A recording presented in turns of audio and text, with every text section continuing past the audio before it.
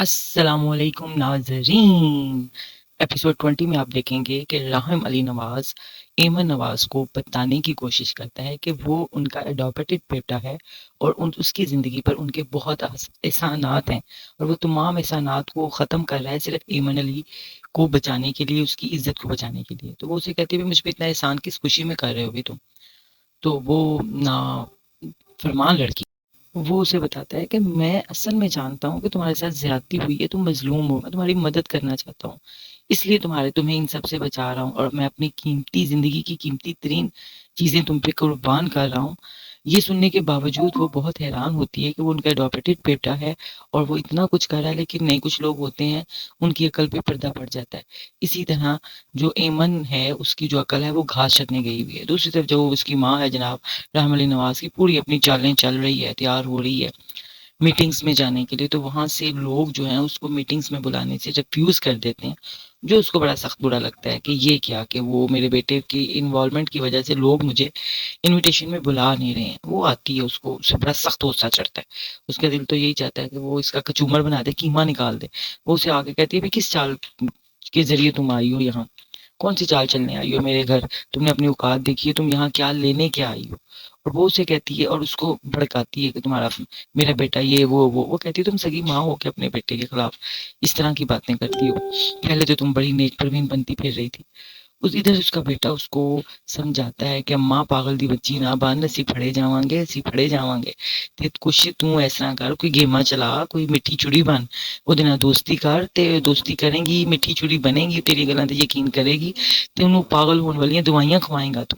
تو دوائیاں کھوائیں گی تے وہ یادداشت ہمیشہ لی دفاع ہو جائے گی، نہیں تے انہوں چیزاں یاد آ گئی ہیں تو سانو پڑھوا دے گی۔ اتنی دیر میں جناب راحم علی جب کسی میٹنگ میں شرکت کرتا ہے تو اس کا باپ اس کو بہت نیگلیجنسی کے ساتھ اس کو اگنور کرتا ہے، جو جس کی وجہ سے وہ بڑا ہرٹ ہوتا ہے۔ ادھر جناب یہ جو بیل پہ توڑی ناساں چوڑی ہے نا، یہ ڈاکٹر کے ساتھ مل کے پلان کر رہی ہوتی ہے کہ دوائی کون سی دی جائے جس سے ایمن کی یادداشت ہمیشہ کے لیے ختم ہو جائے۔ تو وہ ڈاکٹر اسے کہتا ہے کہ آپ نے 1 سال کے لیے دوائی کھلانی ہے جس سے اس کی یادداشت ہمیشہ کے لیے چلی جائے گی۔ اب جناب وہ مٹھی چوڑی بن کے، آستین کا سانپ بن کے اس سے دوستی کرنے آتی ہے، اس کو چکنی چپڑی باتیں کرتی ہے اور اس کو یہ میڈیسن دے کے چلی جاتی ہے، اور وہ میڈیسن بھی پکڑ لیتی ہے، سوچتی ضرور ہے لیکن عقل کی اندھی تیری آنکھوں پہ اور تیرے دماغ پہ ایسا پردہ پڑ گیا ہے اور تجھے وہ جناب دے کے گئی اور تو اس کو رکھ لیا تو نے دوائی کو۔ ادھر سے جناب ولیمے کا کارڈ جب ایمن کے گھر والوں کو پہنچتا ہے تو ماں تو بہت خوش ہوتی ہے لیکن ابا جلاد بن جاتا ہے۔ اب وہ دیکھے کہ بچا کیا اس کے پاس، اس کی بیٹی اچھی جگہ پہ چلی گئی ہے تو وہ خوش ہو جائے، وہ جناب اوقات اپنی دیکھتا نہیں ہے اور وہ بڑا پوزیسو ہوا ہے کہ اس کا کوئی ذکر نہ کرے۔ ادھر جناب جو راحم علی نواز کا باپ ہے وہ اس کو بتاتا ہے کہ میں نے ولیمہ اناؤنس کر دیا ہے۔ یہ بات راحم علی نواز کی اسٹیپ مدر کو برداشت نہیں ہوتی۔ ویل بتوڑی ناساں چوڑی جو ہے وہ کہتی یہ کیا، میرا بھی سٹیٹس ہے، میں کیا لوگوں کو جواب دوں گی، آپ کیسے اناؤنس کر رہے ہیں، یہ تو ثابت ہو جائے گا کہ ان کا عشق مشوقی کا چکر تھا۔ لیکن وہ کہتا ہے بھی جو بھی ہے میں نے اناؤنس کر دیا۔ ادھر سے جناب یہ جو جس کی عقل میں ایمن نواز کی عقل میں پردہ پڑا ہوا ہے وہ اپنے ہسبینڈ کو آ کے کہتی ہے بھی یہ کیا ہے، یہ کیا ڈرامے بازی ہے، میں تمہارے پاس تو رہنے والی ہوں ہی نہیں، میں نے یہاں سے چلے جانا ہے، تو یہ سارا کچھ لوگوں کو ڈرامہ دکھانے کی ضرورت کیا ہے؟ لیکن جناب ایک علی شان قسم کا ایونٹ جو ہے وہ آرگنائز کروایا جاتا ہے جس میں پیسے کی کوئی کمی نہیں ہے، حسین و جمیل چیزیں دکھائی گئی ہیں، کیا خوبصورت ان کا کارڈ بنوایا گیا ہے جس میں ان دونوں کا نام لکھا گیا ہے۔ لوگ انتہا درجے کے غوسپ کر رہے ہیں کیونکہ جو دلہن ہے اس کے آنے میں دیر ہو گئی ہے، اس سے پوچھ رہے ہیں، یہ بھی ڈرامے باز ساس جو ہے جناب ساڑی سفید پہن کے مٹک رہی ہے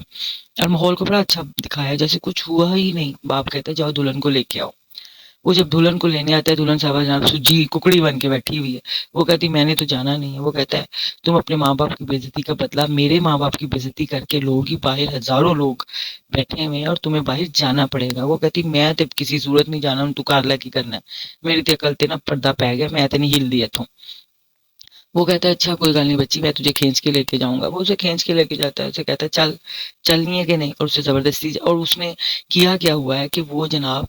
اس نے وہ میڈیسن کھا لی ہے، حالانکہ سب سے بڑی حماقت ہے یہ، اس نے اس عورت پہ کیسے یقین کر لیا جو اس کو اپنے ساتھ ناشتہ بیٹھ کے کرنے نہیں دیتی، میڈیسن کھا لی اور وہ اس طرح گھومتی پھر رہی ہے، گرتی پھر رہی ہے، اور راحم علی نواز کو یہ لگتا ہے کہ یہ ڈرامہ کر رہی ہے، یہ جان بوجھ کے گرتی پھر رہی ہے۔ ادھر جناب اس دیکھا چکر آ رہے ہیں اس کو، اب اس کے کولیگس بھی آئیں گے، اب وہ چکر آ کے گرنے لگی ہے، اس نے اس کو تھاما ہے، یہ ایک رومانٹک سا فلمی سین ہو گیا، جس فلمی سین کو اس کی ماں تو برداشت نہیں کر پاتی، وہ کہتی یہ کیا ڈرامے بازیاں انہوں نے لگائی ہیں، کسی بالی ووڈ ویڈیو کا، یہ مووی کا ایک کلپ لگ رہا ہے۔ خیر اس کی جو کولیگز ہوتی ہیں ہوٹل کے، وہ بہت خوش ہوتے ہیں کہ اس کو یہ جگہ ملی، اس کو کانگریس بھی کرتے ہیں اور اس کو یاد بھی کراتے ہیں کہ ہم آئے تھے راہم کی منگنی کے فنکشن پہ، جو اسے بہت ہرٹ کرتی ہے۔ دیکھیں ذرا اب یہ بے وقوف اور کیا کیا بے وقوفیاں کرتی ہے۔